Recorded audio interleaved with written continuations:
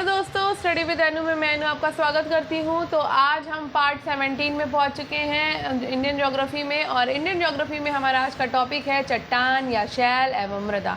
तो rock and soil को हम पढ़ने वाले हैं, तो फास्ट फॉरवर्ड में पढ़ेंगे।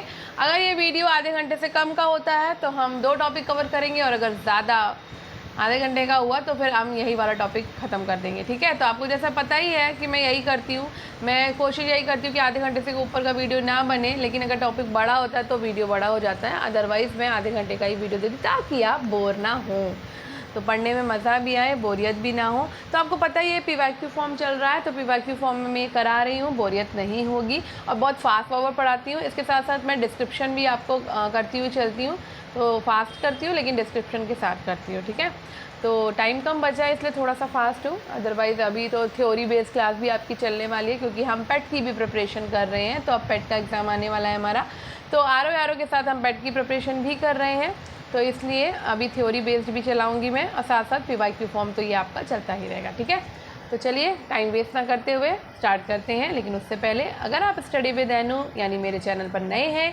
तो स्टडी विद अनु को सब्सक्राइब करना बिल्कुल ना भूलें, और बेल आइकन को प्रेस करें, ताकि मेरे द्वारा जितने भी सब्जेक्ट्स कराए जा रहे हैं, जो भी करंट अफेयर कराई जा रही है, वो सब के सब आपको प्रोवाइड हो सके। तो धन्यवाद। अब पढ़ते हैं आगे अपने टॉपिक पे।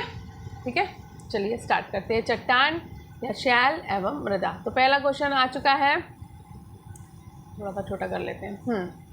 भारत में निम्न शैल तंत्रों में से किसमें लौह अयस्क के प्रमुख जमाव पाए जाते हैं? तो लौह अयस्क के प्रमुख जमाव पाए जाते हैं आपके धारवाड़ तंत्र में। ठीक है, तो धारवाड़ तंत्र भारत में लौह अयस्क का सर्वाधिक भंडार वाला शैल समूह है, तथा धारवाड़ तंत्र की चट्टानें मुख्यतः परतदार अवसादी चट्टानों से बनी हैं, और इनका निर्माण आर्कियन नाइस और शिष्ट शैलों के आच्छादन से प्राप्त अवसादों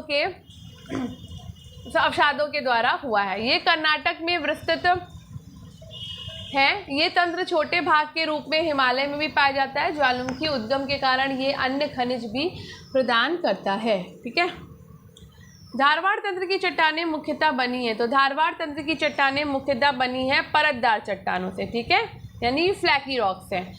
नेक्स्ट, निम्नलिखित में से कौन सा शैल समूह भारत में धात्विक खनिजों का प्रमुख स्रोत है? तो अभी हमने पढ़ा धात्विक खनिजों का प्रमुख स्रोत कौन सा है, तो हमारा धारवाड़ समूह है। ठीक है, नेक्स्ट, भारत में स्थित प्राचीनतम समूह की चट्टानें। तो प्राचीनतम समूह की चट्टानें हैं हमारी कौन सी, बताइए? दक्कन ट्रैप है, कुडप्पा तंत्र है, विंध्य तंत्र है, आर्कियन तंत्र है, या द्रविड़न तंत्र है? तो मेरे हिसाब से इसमें आपका तंत्र है कौन सा, आर्कियन। ठीक है, तो जब पृथ्वी सबसे पहले ठंडी हुई तब आर्कियन आग्नेय चट्टानों का निर्माण हुआ। ये मानव जीवन से अधिक पुरातन है। इन चट्टानों का बहुत अधिक रूपांतरण हो चुका है, और ये अपने असली स्वरूप को खो चुकी हैं। ये रवेदार हैं, जिनमें जीवाश्म का अभाव है। ये नीस, ग्रेनाइट और शिष्ट प्रकार की हैं। इनका विस्तार कर्नाटक, तमिलनाडु, आंध्र प्रदेश, मध्य प्रदेश और छत्तीसगढ़, उड़ीसा, छोटा नागपुर का पठार अर्थात झारखंड तथा राजस्थान के दक्षिणी पूर्वी भाग पर विस्तृत है।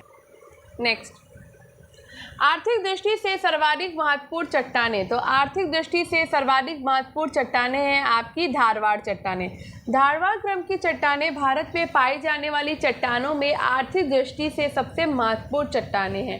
धारवाड़ शिलाएं अत्यधिक धात्विक हैं। देश की लगभग सभी प्रमुख धातुएं सोना, मैग्नीज, लोहा, तांबा, टंगस्टन, सीसा, अब्रक, सोना, लोहा आदि का भंडार पाया जाता है। ठीक है, भारत में किस शैल क्रम में मैग्नीज का उत्पादन होता है? तो आपका ये धारवाड़ शैल क्रम में मैग्नीज का उत्पादन होता है। भारतीय उपमहाद्वीप मूलतः एक विशाल भूखंड का भाग था, जिसे कहते हैं, तो इसे कहते हैं गोंडवाना महाद्वीप। ठीक है, गोंडवाना कॉन्टिनेंट। ठीक है, पश्चात विद्वानों ने भारत को उपमहाद्वीप की संज्ञा दी। ये मूलतः गोंडवाना महाद्वीपों का भाग था। विश्व में भारत का क्षेत्रफल 2.4% है तथा यहाँ विश्व की 17.7% जनसंख्या निवास करती है। भारत में जितनी भौतिक, मानवीय और सांस्कृतिक विविधताएं पाई जाती हैं, विश्व में अन्यत्र दुर्लभ है। इन्हीं कारणों से अंग्रेज भूगोलवेत्ताओं ने भारत को विशाल देश मानते हुए उपमहाद्वीप कहा है। ठीक है, निम्नलिखित में से कौन सी चट्टान प्रणाली भारत में नवीनतम है? तो नवीनतम चट्टान प्रणाली है आपकी विंध्य, कुडप्पा, गोंडवाना। बताओ, तो विंध्य है आपकी नवीनतम, नहीं सॉरी डी, सॉरी भूल गई, गोंडवाना। ठीक है, भारत की चट्टान प्रणाली का प्राचीनतम में नवीनतम क्रम इस प्रकार है: Archean, Dharwar, Cuddapah, Vindhya, Gondwana, Deccan trap, tertiary, quaternary. Bharat का अधिकांश कोयला जो है वो गोंडवाना क्षेत्र से ही प्राप्त होता है।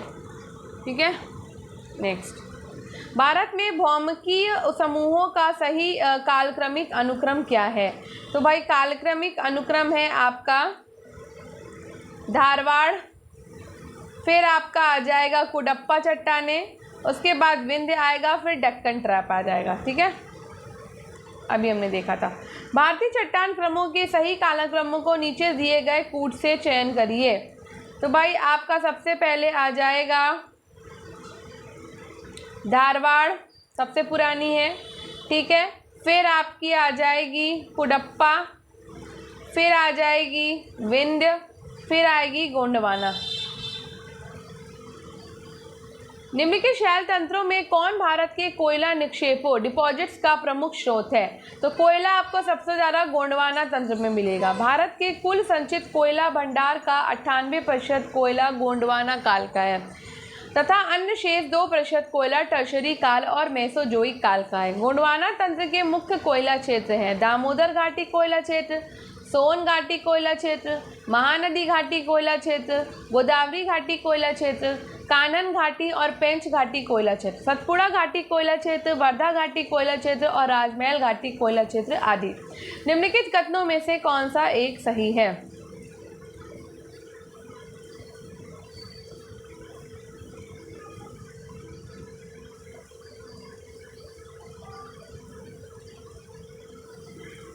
एक सेकेंड। गोंडवाना तंत्र के अवशेष समुद्री दशा में निक्षेपित हुए थे। नहीं, ये सही नहीं है। और गोंडवाना तंत्र के शैल जीवाश्मय हैं। गोंडवाना तंत्र के शैलों में धात्विक खनिज निक्षेप होता है। गोंडवाना निक्षेप अवभ्रंशी द्रोणिका में हुए हैं। तो ये आपका सही है 2 और 4। ठीक है, एक सेकेंड। गोंडवाना क्रम के शैल तंत्र का निर्माण ऊपरी कार्बोनिफेरस युग से जुरैसिक युग के बीच हुआ। भारत का 98% कोयला इन्हीं शैल तंत्रों से प्राप्त किया जाता है। इनमें मछलियां और रेंगने वाले जीवों के अवशेष मिलते हैं, अर्थात ये शैल जीवाश्मय हैं। दामोदर, महानदी और गोदावरी व उसकी सहायक नदियां तथा कच्छ, काठियावाड़ एवं पश्चिमी राजस्थान में इन चट्टानों का सर्वोत्तम रूप मिलता है। गोंडवाना निक्षेप अवभ्रंशी द्रोणिका में हुए हैं। गोंडवाना युग में प्रायद्वीपीय भाग में दरारों तथा भ्रंशों का निर्माण हुआ था। ये बिटुमिनस कोयला के भंडार की दृष्टि से भारत का सर्वाधिक महत्वपूर्ण संरचना है। भारत के शैल समूहों में से गोंडवाना शैलों को सबसे महत्वपूर्ण मानने के लिए निम्नलिखित में से कौन सा तर्क उपयुक्त है? तो भाई इनमें भारत का 90% से अधिक कोयला भंडार पाया जाता है। कहाँ? गोंडवाना लैंड में। ठीक है, नेक्स्ट, भारत के निम्नलिखित शैल समूहों में से कौन सा जीवाश्मों में सर्वाधिक संपन्न है? तो गोंडवाना लैंड आपका जीवाश्मों में सर्वाधिक संपन्न है। भारत में गोंडवाना शैल समूह जीवाश्मों में सर्वाधिक संपन्न है। भारत के विभिन्न प्रकार के शैल समूह हैं। कुडप्पा शैल समूह की चट्टानों में लौह, यस्क, मैग्नीज और संगमरमर पाए जाते हैं। विंध्य शैल समूह कुडप्पा की चट्टानों पर बिछी है। इस शैल समूह में बलुआ पत्थर तथा स्लेट नामक चट्टान पाई जाती है। ऊपरी कार्बनी कल्प में प्रायद्वीप को पर्वतीय संचालों से आघात सहने पड़े। आकृति में द्रोणी तथा गर्तों का निर्माण हुआ। इन गर्तों में असंख्य स्थलीय पौधे तथा जीव जंतु थे जो कालांतर में दब गए, जिनसे भारत के कोयला निक्षेपों की उत्पत्ति हुई, जिन्हें गोंडवाना गोंडवाना शैल कहते हैं। शिवालिक में जीव जंतुओं की विभिन्न प्रजातियों के असंख्य जीवाश्म पाए जाते हैं। भारत में गोंडवाना क्रम की चट्टानों के संबंध में निम्न कथनों को पढ़िए और नीचे दिए गए कूट से सही उत्तर का चयन करिए। तो भाई, गोंडवाना चट्टानों का निर्माण विंध्य के बाद हुआ है, बिल्कुल सही है। ठीक है, ये प्राचीनतम अवसादी चट्टानें हैं, बिल्कुल नहीं।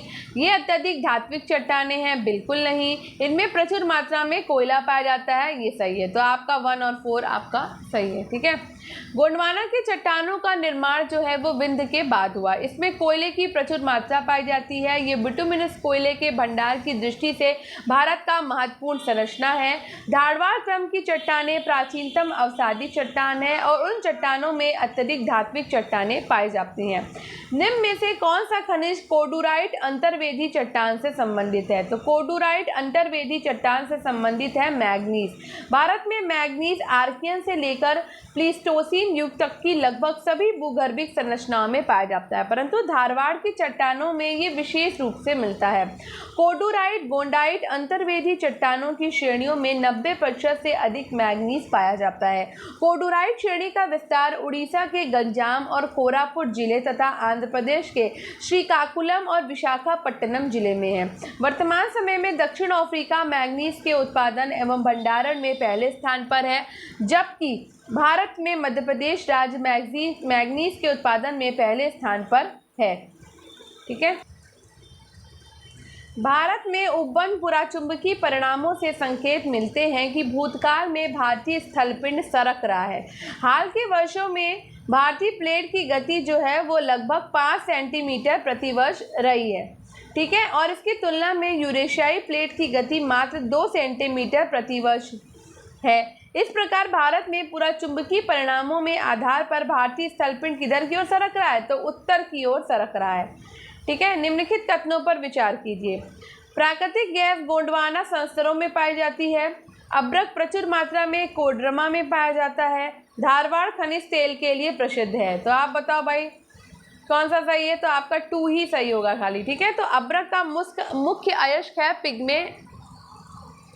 पिग्मेटाइट और जो आग्नेय एवं कायांतित चट्टानों में खंडों के रूप में पाया जाता है। ये खनिज प्रचुर मात्रा में कोडरमा में पाया जाता है। धारवाड़ क्रम धात्विक खनिजों का सबसे बड़ा प्राप्ति स्थल है, जबकि गोंडवाना संस्तर में कोयले की प्राप्ति होती है। प्राकृतिक गैस गोंडवाना संस्तर में नहीं बल्कि कृष्णा गोदावरी बेसिन और मुंबई के अपतटीय क्षेत्रों आदि में पाया जाता है। खनिज तेल ब्रह्मपुत्र घाटी के नहर कटिया सूरमा घाटी आदि क्षेत्रों में एवं मुंबई हाई क्षेत्र में एवं कुछ मात्रा में राजस्थान क्षेत्र में पाया जाता है। प्रायद्वीपीय भारत निम्न हिम युगों में से किस युग में हिमानीकृत हुआ? तो प्रायद्वीपीय भारत आपका प्लीस्टोसीन हिमयुग में हिमानीकृत हुआ। ठीक है, प्रायद्वीपीय भारत प्लीस्टोसीन हिमयुग में हिमानीकृत हुआ। प्लीस्टोसीन हिमयुग के अंत में हिम चादर पिघलते चले गए और स्कैंडिनेवियन क्षेत्र की ऊंचाई में निरंतर वृद्धि हुई है। ठीक है, विंध्य शैलों में जिसके वृहद भंडार पाए जाते हैं वो है, तो विंध्य शैलों में सबसे ज़्यादा भंडार पाए जाते हैं चूना पत्थर के। विंध्य शैलों में चूना पत्थर के वृहद भंडार पाए जाते हैं। ये शैल कुडप्पा क्रम के बाद निर्मित हुई। विंध्याचल क्षेत्र में अधिक विस्तृत होने के कारण ये विंध्य क्रम के नाम से विख्यात है। बिहार में सासाराम और रोहतास से लेकर पश्चिम के अरावली के सिरे पर चित्तौड़गढ़ तक लगभग 1 लाख वर्ग किलोमीटर क्षेत्र में इसका विस्तार है। इसकी लगभग 4270 मीटर की मोटाई में बालू पत्थर शैल और चूना पत्थर के जमाव पाए जाते हैं। विंध्य समूह से संबंधित नहीं है, तो विंध्य समूह से संबंधित नहीं है इसमें नीस। विंध्य में आपका बालू का पत्थर मिलेगा, चूना पत्थर मिलेगा और शैल मिलेंगे। ठीक है, कुडप्पा क्रम में प्रमुख चट्टानें, तो कुडप्पा क्रम में आपकी प्रमुख चट्टान है क्वार्ट्जाइट, दृढ़ीभूत बलुआ पत्थर, स्लेट, चूना पत्थर आदि। ठीक है, क्वार्ट्जाइट का निर्माण बलुआ पत्थर के कायांतरण से हुआ, जबकि सेल स्लेट विवरण से परिपूर्ण है। भारत के निम्नलिखित राज्यों में से किस एक में देश के प्राचीनतम शैल समूह है? तो प्राचीनतम शैल समूह है आपके कर्नाटक में। भारत के राज्यों में प्राचीनतम शैल समूह कर्नाटक राज्य में पाई जाती है, क्योंकि ये भाग गोंडवाना लैंड के क्षेत्र में आता है। भौगोलिक संरचना की दृष्टि से भारत को 4 भागों में विभाजित किया जाता है। हिमालय पर्वतीय प्रदेश, उत्तर का विशाल मैदान, प्रायद्वीपीय पठार तथा तटीय मैदान। इसमें प्रायद्वीपीय पठार गोंडवाना लैंड का भाग है, जिस पर कर्नाटक पाया जाता है, जबकि असम, बिहार और उत्तर प्रदेश उत्तर के विशाल मैदान में पाए जाते हैं। निम्नलिखित कथनों में से कौन सा एक सही नहीं है? तो आपका विंध्य समूह मुख्यतः बालुका पत्थर, चूना पत्थर और शैल से निर्मित है, बिल्कुल सही। भारत में आद्य महाकल्पी, नीच तथा शिष्ट प्राचीनतम चट्टानें हैं, ये भी सही है। गोंडवाना समूह की चट्टानें नदियां और सरोवरी उत्पत्ति की हैं, ये भी सही है। ओलिगोसीन के समय ज्वालामुखी उद्भेदन के कारण दक्कन ट्रैम की रचना हुई, ये गलत है, ठीक है। तो मेसोजोइक कल्प के क्रिस्टेशियन युग में शांत दरारी प्रकार की ज्वालामुखी प्रक्रिया के द्वारा बेसॉल्ट चट्टान से निर्मित संरचना के रूप में दक्कन ट्रैप का निर्माण हुआ है, जिसका विस्तार 5 लाख वर्ग किलोमीटर के क्षेत्र में है। भारत में इसका विकास मुख्यतः महाराष्ट्र और मालवा क्षेत्र में हुआ। इसके अतिरिक्त गुजरात के काठियावाड़ प्रायद्वीप, कर्नाटक के बंगलुरु, मैसूर पठार, तमिलनाडु के कोयम्बटूर, मथुरै पठार, आंध्र प्रदेश एवं तेलंगाना के पठार और छोटा नागपुर के राजमहल पर्वतीय क्षेत्र में मिलता है। यहाँ बेसाल चट्टान के अपरदन और अपक्षयन से काली मृदा का सर्वाधिक विकास हुआ। दक्कन ट्रैप खनिज संसाधनों से संपन्न क्षेत्र है, अतः विकल्प डी आपका सही नहीं है। भारत के दक्कन के पठार पर बेसाल्ट निर्मित लावा शैलों का निर्माण हुआ है क्रिस्टेशियस युग में। नेक्स्ट, निम्नलिखित कथनों में से कौन से धारवाड़ भूवैज्ञानिक निकाय के संबंध में सही हैं? तो धारवाड़ भूवैज्ञानिक निकाय के संबंध में सही है आपके आद महाकल्पी आर्कियन भूवैज्ञानिक अवधि के हैं, ठीक है। ये कायांतिक अवसादी शैलें हैं। वे अपने खनिज संसाधनों के कारण अत्यधिक आर्थिक महत्व के हैं। वे कर्नाटक, तमिलनाडु, उड़ीसा और झारखंड में प्रमुखता से पाए जाते हैं। धारवाड़ क्रम की चट्टानें आर्कियन क्रम के प्राथमिक चट्टानों के अपरदन और निक्षेपण से बनी परतदार चट्टानें हैं। ये अत्यधिक रूपांतरित हो चुकी हैं और इसमें जीवाश्म नहीं मिलते। कर्नाटक के धारवाड़ और बेल्लारी, अरावली श्रेणियाँ, बालाघाट, रीवा, छोटा नागपुर आदि क्षेत्रों में ये चट्टानें मिलती हैं। भारत के सर्वाधिक खनिज भंडार इसी क्रम की चट्टानों में मिलते हैं। लौह, इश्क, तांबा और स्वर्ण इन चट्टानों में पाए जाने वाले महत्वपूर्ण खनिज हैं। निम्नलिखित में से कौन सा एक भारत में भूवैज्ञानिक समूहों के बनने का उनकी आयु के आधार पर सही अनुक्रम है, प्राचीनतम से प्रारंभ तक? तो ये है आपका अरावली, धारवाड़, कडप्पा और आपका विंध्य। तो भूगर्भिक दृष्टि से भारत को 3 भागों में विभाजित किया जाता है। दक्षिण का प्रायद्वीपीय पठार, उत्तर का विशाल पर्वतमाला, मध्यवर्ती मैदान, प्रायद्वीपीय पठार, गोंडवाना लैंड का भाग, जिसकी संरचना में क्रमशः चट्टानों का क्रम निम्न है: आर्कियन चट्टानें, धारवाड़ क्रम की चट्टानें, कुडप्पा चट्टानें, विंध्य क्रम की चट्टानें, गोंडवाना क्रम की चट्टानें, दक्कन ट्रैप। ठीक है, तो ये आपका 6 प्रकार हो गया, ठीक है। 3 भागों में विभाजित किया जाता है, जिसमें से भी 6 क्रम है आपके, ठीक है। तो 3 भाग आपका दक्षिण का प्रायद्वीपीय पठार था, उत्तर का विशाल पर्वतमाला थी और मध्यवर्ती मैदान था, ठीक है।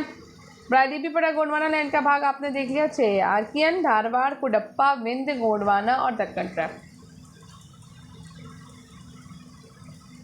तो अब हम पढ़ने वाले हैं मृदा के प्रकार। भारत मृदा के प्रमुख प्रकार। भारत में मृदा के प्रमुख प्रकार, तो मृदा देखो ये पूरा डायग्राम है। तो वन मृदा आपकी देखो यहाँ पाई जा रही है इस क्षेत्र में, यहाँ पर क्षेत्र आप गेस करेंगे, ठीक। वन मृदा आपकी इतनी जगह पाई। उसके बाद आती है जलोढ़ मृदा।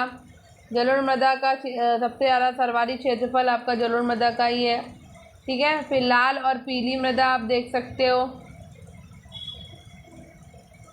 फिर काली मृदा देख सकते हो, फिर उसके बाद आपका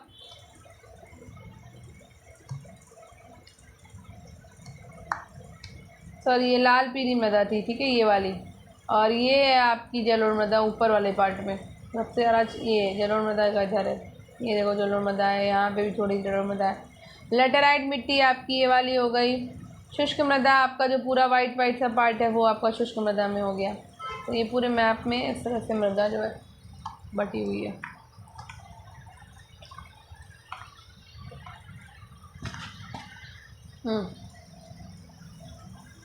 तो अब आगे बढ़ते हैं, फटाफट पढ़ते हैं इसको। तो मृदा के प्रकार, तो मृदा के आपके 8 प्रकार होते हैं, ठीक है। तो पहली है हमारी जलोढ़ मिट्टी। तो जलोढ़ मिट्टी आपकी 14.25 वर्ग किलोमीटर पर फैली हुई है क्षेत्रफल पे, और 43.3% भाग है इसका पूरी मिट्टी में, ठीक है। विस्तार कहाँ है? तो सिंध में विस्तार है, गंगा ब्रह्मपुत्र का दोआब और तथा समुद्र तटीय क्षेत्र आपका पूरा का पूरा जलोढ़ मिट्टी से भरा हुआ है। तो सबसे ज़्यादा जो प्रतिशत है वो जलोढ़ मिट्टी का है, ठीक है। उसके बाद आ जाती है लाल मिट्टी।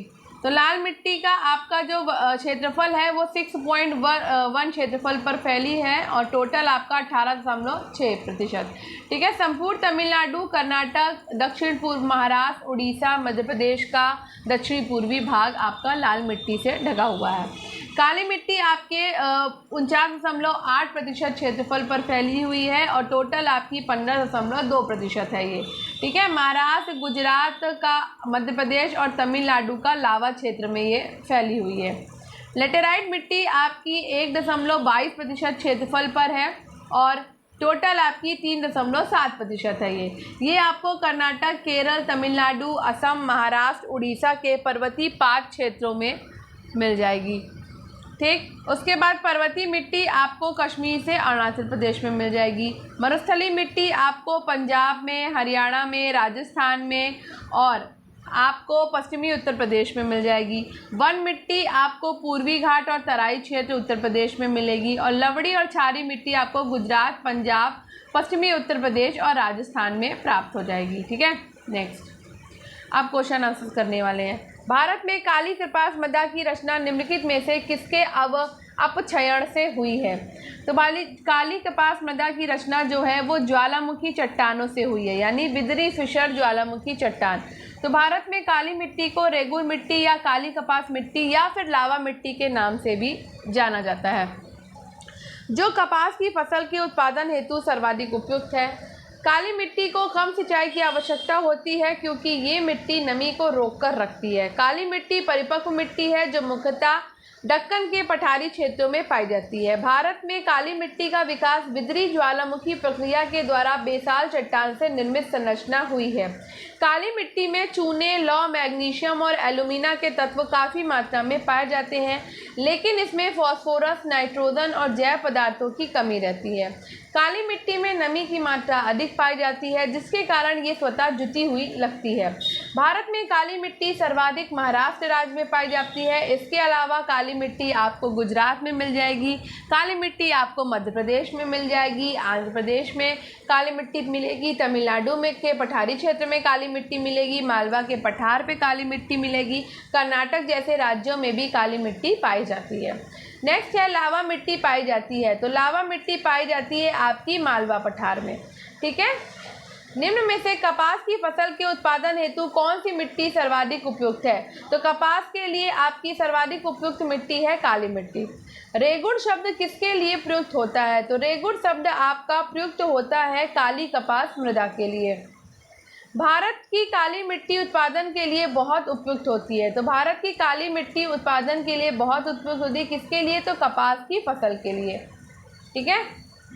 नेक्स्ट, किस मृदा को कम सिंचाई की आवश्यकता होती है क्योंकि यह मृदा नमी को रोक कर रखती है? तो काली मिट्टी को आपको कम सिंचाई की ज़रूरत होती है, और क्योंकि ये जो है नमी को रोक कर रखती है, ठीक है। नेक्स्ट, देश की निम्नलिखित मिट्टियों में से किसे स्वतः कृष्य मिट्टी कहा जाता है?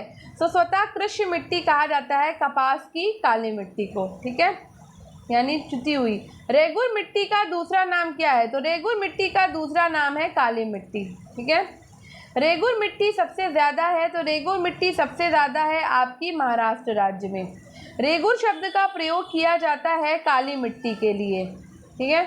नेक्स्ट, काली मिट्टी के संदर्भ में कौन सा कथन सही है? तो इसे रेगुड़ के नाम से जाना जाता है। लोहा, चूना, कैल्शियम और पोटास की प्रचुरता होती है इसमें, तो ये दोनों ही सही हैं, ठीक है। काली मिट्टी को स्थानीय भाषा में रेगुर कहा जाता है, बिल्कुल। इसमें से कौन सा सही नहीं वो बताना है। क्रेब्स के अनुसार रेगुर मिट्टी अनिवार्य रूप से एक परिपक्व मिट्टी होती है, बिल्कुल। फिर है आपका काली मिट्टी में आर्द्रता, नमी धारण करने की उच्च क्षमता होती है, बिल्कुल।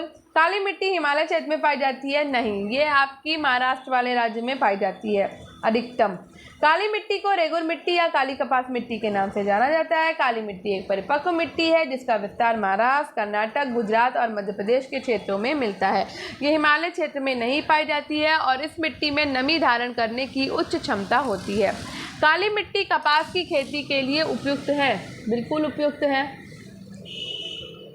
इसमें जैव तत्व प्रचुर मात्रा में होता है, क्या यही कारण है? तो जी नहीं, जैव तत्व इसमें प्रचुर मात्रा में नहीं होता है। ठीक है, काली मिट्टी कपास की खेती के लिए उपयुक्त होती है क्योंकि इसमें लोहा, चूना, कैल्शियम, पोटास, एल्युमिनियम और मैग्नीशियम कार्बोनेट की प्रचुरता और नाइट्रोजन, फास्फोरस और जैव पदार्थों की कमी मिलती है। भारत की निम्न मिट्टियों में से कौन बेसाल्ट लावा के अपक्षय के कारण निर्मित हुई है?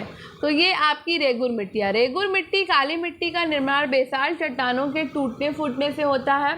इसमें आयरन, चूना, एल्युमिनियम एवं मैग्नीशियम की बहुलता होती है। इस मिट्टी का काला रंग इसे रेगुर मिट्टी के नाम से जाना जाता है। टिटनी फेरस मैग्नेटाइट और जीवाश्म की उपस्थिति के कारण होता है। इस मिट्टी में शुष्कता होने पर सतह विघटन की प्रक्रिया पाई जाती है, अतः ये स्वतः जुताई वाली मृदा कहलाती है। इसमें पानी अवशोषण की क्षमता उच्च होती है, इसलिए ये दलदली भी हो जाती है। इस मृदा में गन्ना एवं कपास की खेती उत्तम होती है।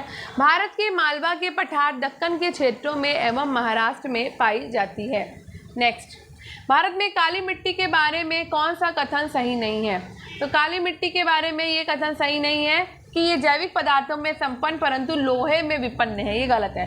ठीक है, तो काली मिट्टी का विकास बेसाल्ट चट्टान पे हुआ है, ये बात एकदम सही है। काली मिट्टी महाराष्ट्र में खूब फैली हुई है, ये भी सही है।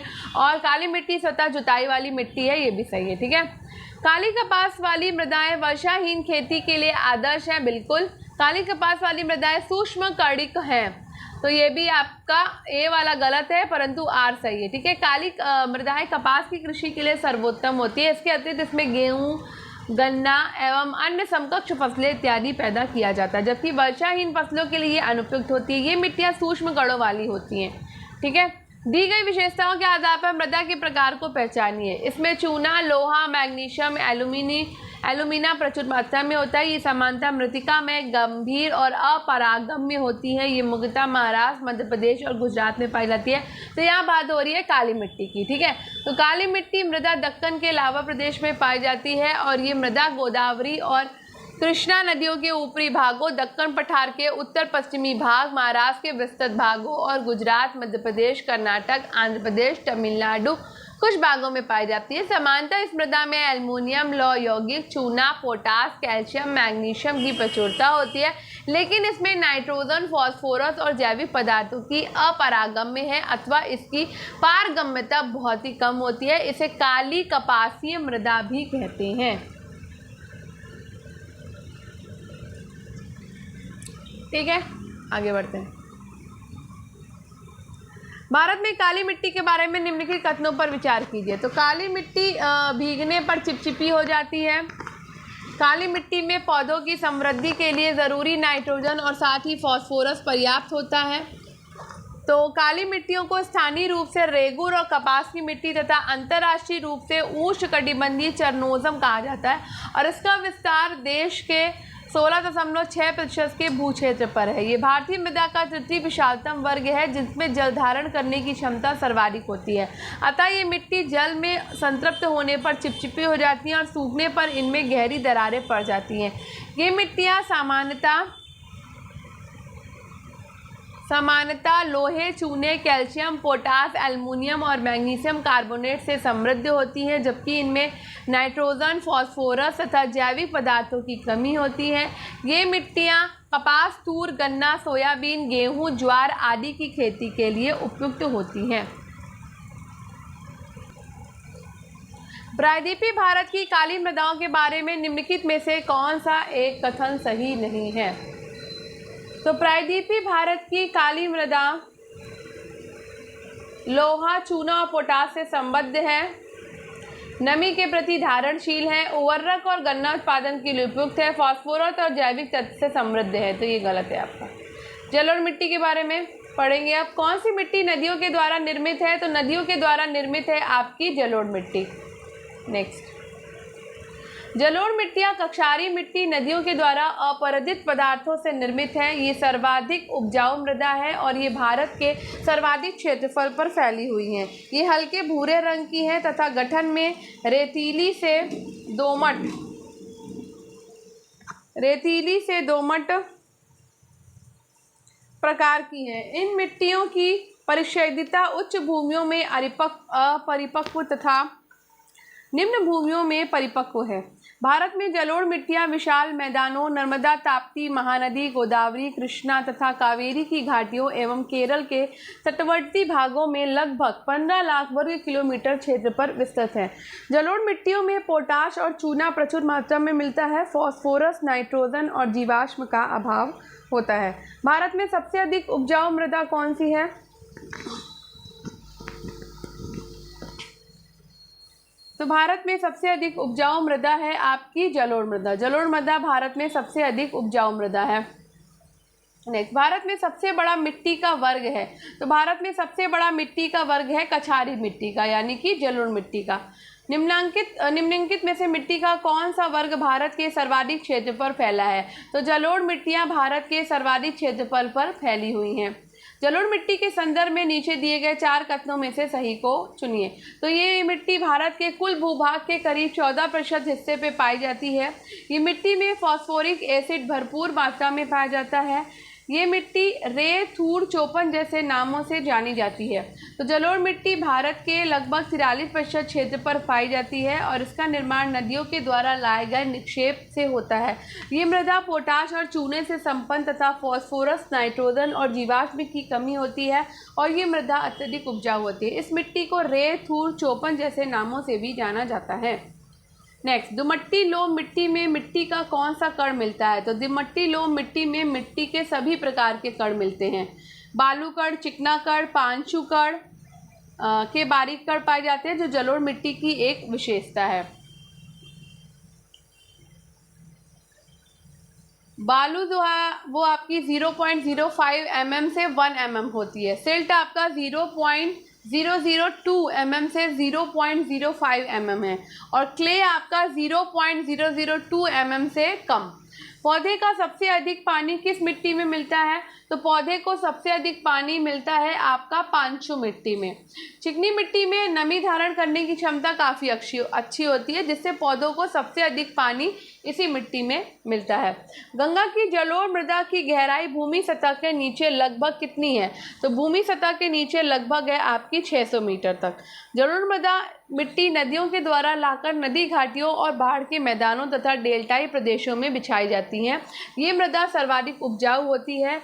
ओल्डहम के अनुसार गंगा की जलोढ़ मृदा की गहराई भूमि सतह से लगभग 6000 मीटर है। एनसीईआरटी में सिंधु, गंगा, ब्रह्मपुत्र की मैदानों में जलोढ़ की औसत गहराई 1000 से 2000 मीटर है। चाय की खेती के लिए कौन सी मिट्टी सर्वाधिक उपयुक्त है? तो चाय की खेती के लिए आपको भूरी, लाल और पीली मृदा को देखना होगा। चाय एक महत्वपूर्ण पेय पदार्थ है। चाय का उत्पादन पहाड़ों के ढालों पर, ढलवा भूमि पर भी किया जाता है ताकि वर्षा के अतिरिक्त जल के बहने की सुविधा हो। भारत के सर्वोत्तम चाय के उद्यान असम और मेघालय के हल्के ढालू पहाड़ी भागों पर, जो कि 1200 से 1800 मीटर ऊंचाई तक पाए जाते हैं। इसके लिए मिट्टी गहरी और अम्लीय प्रकृति की होनी चाहिए। बहुधा वनों की साफ की गई भूमि चाय के लिए अच्छी मानी जाती है। चाय की खेती के लिए पर्वतीय, भूरी, लाल, पीली मिट्टी लैटेराइट सर्वाधिक उपयुक्त है। नेक्स्ट, काप मिट्टी पाई जाती है। तो काप मिट्टी आपकी पाई जाती है नदी घाटियों में। तो काप मिट्टी नदी घाटियों में पाई जाती है। रेगिस्तान में बलुई मिट्टी, समुद्री तटों पर दलदली मिट्टी और पहाड़ों पर आपकी पहाड़ी ढाल मृदा पाई जाती है। हिमालय की तलहटी में जलोढ़ पंखों को क्या कहा जाता है? तो हिमालय की तलहटी में जलोढ़ पंखों को कहा जाता है भाबर। हिमालय की तलहटी में शिवालिक के गिरिपदी क्षेत्र में जलोढ़ पंख पाए जाते हैं, जिनकी मिट्टी स्थूल और गुटिका युक्त होती है। इसे भाबर कहा जाता है। भाबर के दक्षिण दलदली और गाढ़ी मिट्टी वाले क्षेत्र को तराई कहा जाता है। नदी के किनारे के साथ साथ नवीन काप के द्वारा निर्मित बाढ़ का मैदान क्या कहलाता है? तो बाढ़ का मैदान आपका खादर कहलाता है। नवीन काप के द्वारा निर्मित नदियों के बाढ़ मैदान को खादर या बेट पंजाब कहते हैं। प्रतिवर्ष बाढ़ों के दौरान रेत की नई परत के जमा होने से इसकी उर्वरता बनी रहती है। इसमें मुख्यतः बालू, रेत, पंख एवं चिकनी मिट्टी के जमाव पाए जाते हैं। पश्चिमी बंगाल, बिहार और एवं पूर्वी उत्तर प्रदेश में खादर का अधिक विस्तार पाया जाता है। जलोढ़ मृदा की प्रगति बलुई दोमट से लेकर चिकनी मिट्टी तक भिन्न भिन्न होती है। इसमें सामान्यतः पोटाश प्रचुर और फास्फोरस जो है वो आपका कम मात्रा में होता है। जलोढ़ मृदाएं गठन में बलुई दोमट से चिकनी मिट्टी की प्रकृति की पाई जाती हैं। सामान्यतः इनमें पोटाश और चूने की मात्रा अधिक और फास्फोरस, नाइट्रोजन तथा ह्यूमस की मात्रा कम पाई जाती है। गंगा के ऊपरी और मध्यवर्ती मैदान में खादर और बांगर नाम की दो भिन्न जलोढ़ मृदाएं विकसित हुई हैं। खादर प्रति वर्ष बाढ़ों के द्वारा निक्षेपित होने वाला नया जलोढ़क है जो महीन गाद होने के कारण मृदा की उर्वरता बढ़ा देता है। बांगर पुराना जलोढ़क होता है जिसका जमाव बाढ़कृत मैदानों से दूर होता है। खादर और बांगर मृदाओं में कैल्शियम संग्रथन अर्थात कंकड़ पाए जाते हैं। निम्न तथा मध्य भाग के मैदान और ब्रह्मपुत्रा घाटी में ये मृदाएं अधिक दुमटी और मृणमय हैं। पश्चिम से पूर्व की ओर इनमें बालू की मृदा जो है वो घटती जाती है। नेक्स्ट, गंगा घाटी में बांगर मिट्टी पाई जाती है। तो गंगा घाटी में बांगर मिट्टी पाई जाती है कौन सी प्रकार की? तो ये पाई जाती है आपकी बाढ़ की वर्तमान सीमाओं से ऊपर। ठीक है, अब पढ़ेंगे लैटेराइट मिट्टी को। अब हम बात करने वाले हैं लवड़ी और क्षारीय मिट्टी की। ठीक है, तो कृषि मृदाओं के संदर्भ में निम्नलिखित कथनों पर विचार करिए। तो मृदा में कार्बनिक पदार्थ का उच्च अंश और इसकी जलधारण क्षमता को प्रबल रूप से कम करता है। तो उसका आपका आंसर हो जाएगा बी, यानी 3 नंबर का। कुछ समयावधि तक सिंचाई कुछ कृषि भूमियों के लवणीकरण में योगदान कर सकती है। ठीक है, तो मृदा में पाए जाने वाले कार्बनिक पदार्थों की मात्रा मृदा के भौतिक और रासायनिक संरचना को प्रभावित करती है और मृदा की जलधारण क्षमता उसमें निहित कार्बनिक पदार्थ पर निर्भर करती है। अर्थात कार्बनिक पदार्थ मृदा में जलधारण की क्षमता में वृद्धि करते हैं। गंधक की सूक्ष्म मात्रा पादप विकास के लिए सहयोगी, दलहनी पौधों में नाइट्रोजन स्थिरीकरण हेतु ग्रंथियों के निर्माण में सहायक होती है। ये अमीनो एसिड एंजाइम तथा आवश्यक विटामिन के संश्लेषण में सहयोग करता है। मृदा में लंबी अवधि तक जल ग्रहण करने के कारण लवणता में वृद्धि होती है जिसमें मृदा की उर्वरक क्षमता घटती है। ठीक है, मैं पॉज कर देती हूँ मेरा। भारत की लेटेराइट मिट्टियों के बारे में कौन सा कथन सही है? तो भारत में जो है वो आपकी लाल रंग की होती है। ठीक, और मिट्टियों में टैपियोका और काजू की अच्छी उपज होती है। ठीक है, लेटेराइट मिट्टी में यही इसकी वो है। तो लेटेराइट मृदा का प्रथम अध्ययन ब्रिटिश भूगोलवेत्ता एफ बुचानन के द्वारा किया गया और इस मिट्टी का नामकरण लैटिन शब्द लैटर से हुआ है जिसका अर्थ ईंट है। ये मृदा भीगी हुई स्थिति में काफ़ी मुलायम है लेकिन सूखने के दौरान इनमें उच्च कड़ापन आ जाता है। ये ढेलेदार होती हैं। ये हम ऑलरेडी पहले पढ़ चुके हैं। ठीक है, आगे बढ़ते हैं। बाद में लेटेराइट मिट्टी के बारे में कौन सा कथन सत्य है? तो लेटेराइट मिट्टी ये भी पढ़ चुके हैं ना, विभिन्न परंतु नाइट्रोजन में संपन्न। मुझे लगता है थोड़ा सा वो गड़बड़ हो गया मेरा, मैंने स्विफ्ट कर दिया। लवड़ी और क्षारीय मिट्टी पढ़नी है। और हम कहाँ पहुँच गए हम लोग?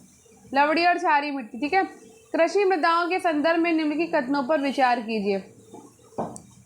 तो वही आपकी मृदा में पाई जाने वाली कार्बनिक पदार्थों की मात्रा मृदा के भौतिक और रासायनिक संरचना को प्रभावित करती है। मृदा की जलधारण क्षमता उसमें निहित कार्बनिक पदार्थ पर निर्भर करती है। अर्थात कार्बनिक पदार्थ मृदा में जलधारण की क्षमता में वृद्धि करते हैं। गंधक की सूक्ष्म मात्रा पादप विकास के लिए उपयोगी।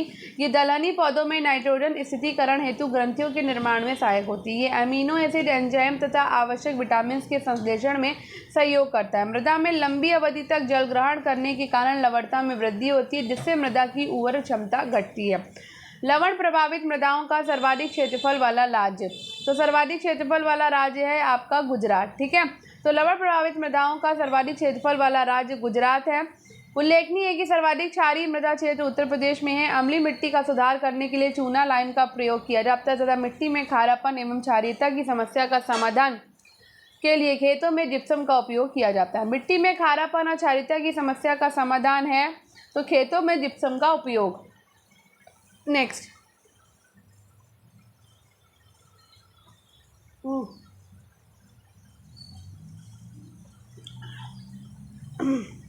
भारत में सर्वाधिक क्षारीय क्षेत्र पाया जाता है। तो भारत में सर्वाधिक क्षारीय क्षेत्र पाया जाता है उत्तर प्रदेश राज्य में। ठीक है, नेक्स्ट,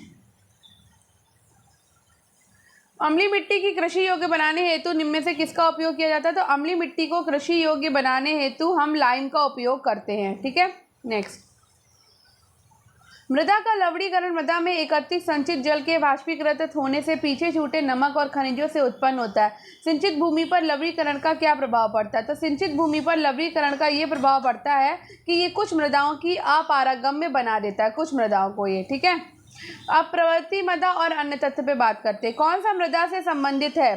तो इडैफिक मृदा से संबंधित है, क्योंकि मृदा में रहने वाले जीवों को इडैफिक यानी इडैफन्स या मृदावासी जीव कहते हैं।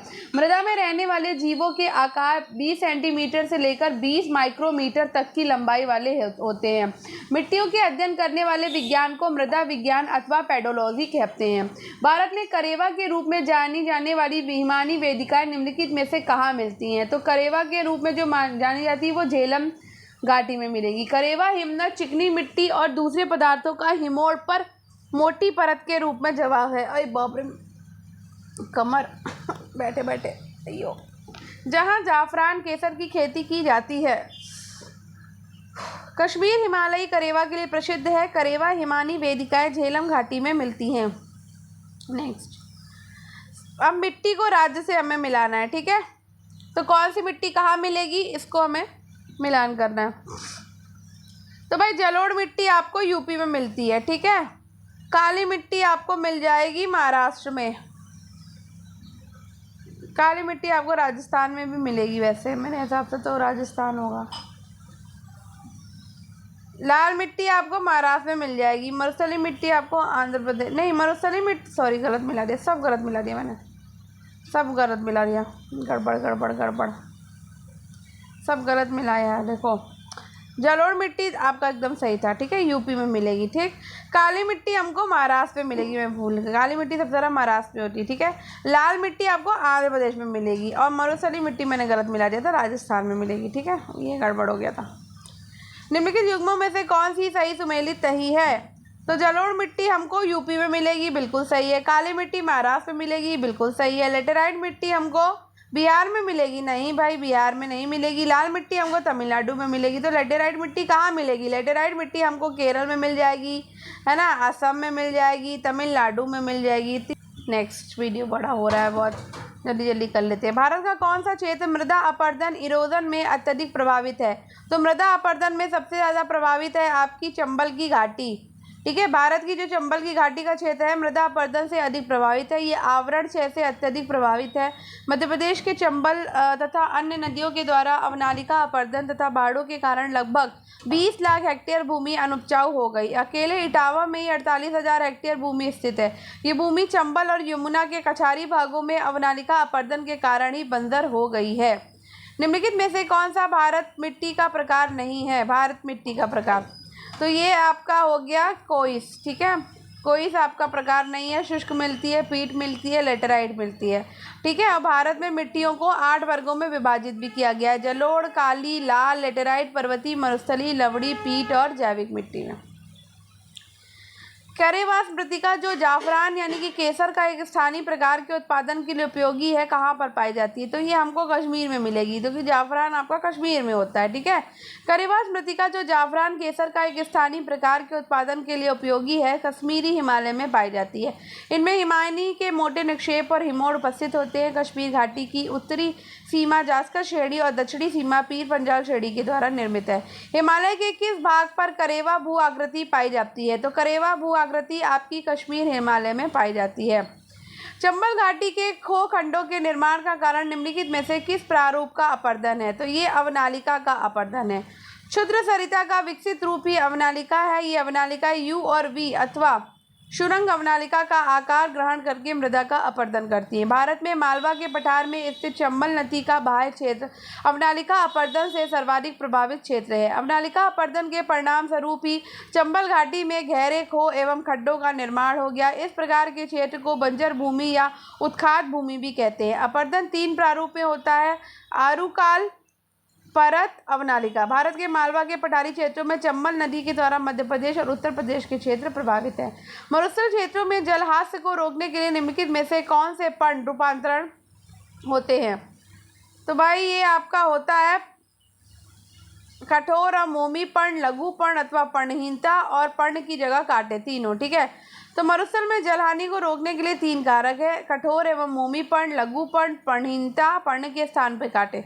चूंकि मरुस्थलीय भूमि में पानी की कमी होती है, पौधों को पर्याप्त पानी नहीं मिल पाता, पानी की अनुकूलता को बनाए रखने के लिए पानी का उत्सर्जन न्यूनतम हो, इसके लिए मरुस्थलीय पौधों की छाल कठोर एवं पत्ते कांटों के रूप में परिवर्तित हो जाते हैं। मृदा संरक्षण के संदर्भ में निम्नलिखित प्रचलित पद्धतियों पर विचार कीजिए। तो मृदा संरक्षण के संबंध में हमारा जो है सस्यावर्तन, फसलों का हेरफेर होता है, इसके साथ साथ वेदिका निर्माण, टरोसिंग होती है और वायु रोध होता है। ठीक है, तो वायु में मृदा संरक्षण के लिए जो विकल्प है आपका सस्यावर्तन, वेदिका निर्माण, वायु रोध नामक विधियाँ उपयुक्त समझी जाती है। मृदा संरक्षण के अंतर्गत वृक्षारोपण होता है, समोक्ष रेखी खेती करी जाती है, सीढ़ीदार खेती करी जाती है, अवनालिका रोधक होता है, झूम कृषि होती है, अधिक पशुचारण पर नियंत्रण, फसल चक्र का उपयोग इत्यादि। निम्नलिखित कथनों पर विचार कीजिए। मृदा अपरदन को रोकना और नियंत्रित करना चंबल घाटी परियोजना के उद्देश्यों में से एक है। जवाहर सागर बांध का निर्माण चंबल घाटी परियोजना का हिस्सा है। तो भाई चंबल नदी घाटी परियोजना का मुख्य उद्देश्य मृदा अपरदन को रोकना और नियंत्रित करना है, क्योंकि ये क्षेत्र मृदा अपरदन और भीड़ों के लिए प्रसिद्ध है। और चंबल नदी एक मौसमी नदी है जो यमुना की सहायक नदी है। ज्ञात है कि महाराणा सागर बांध और जवाहर सागर बांध भी चंबल घाटी परियोजना का हिस्सा है। पश्चिमी राजस्थान की मिट्टी में किसकी मात्रा अधिक है? तो पश्चिमी घाटी राजस्थान में आपकी कैल्शियम की मात्रा जो है वो अधिक है। ठीक है, राजस्थान की मिट्टी में कैल्शियम की मात्रा आपकी अधिक होती है। रंग लाल से लेकर किशमिशी रंग का होता है। इसकी संरचना बलुई और प्रकृति से लवड़ी होती है। उच्च तापमान और तीव्र गति से वाष्पन के कारण इसमें नमी और ह्यूमस की कमी पाई जाती है। इसमें नाइट्रोजन और कार्बनिक लवण अपर्याप्त तथा फॉस्फेट समान मात्रा में पाई जाती है। मृदाओं में जिस सूक्ष्म तत्व की सर्वाधिक कमी है भारतीय मृदाओं में, तो वो क्या है? तो भाई जस्ता की कमी है भारतीय मृदाओं में। भारतीय मृदाओं में सूक्ष्म तत्वों की कमी है, जिसमें मुख्य तत्व जस्ता यानी कि जिंक है। जिंक के कारण फसलों की रोग प्रतिरोधक क्षमता बढ़ती है और तेजी से विकास होता है। भारत में निम्न में से किस क्षेत्र में मृदा अपरदन की समस्या गंभीर है?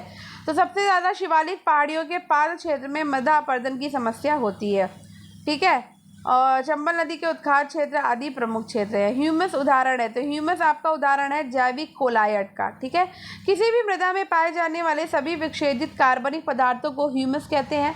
ह्यूमस का निर्माण विभिन्न पादप एवं जंतु अवशिष्टों के विक्षेदन के द्वारा होता है। ये विक्षेदन मृदा में पाए जाने वाले कवक और जीवाणु आदि करते हैं। कौन सा युग्म सुमेलित है भाई बताना है। तो जलोढ़ मिट्टी में आपका क्या होता है, लाल मिट्टी में क्या होता है, लेटराइट में क्या होता है, काली मिट्टी में क्या होता है।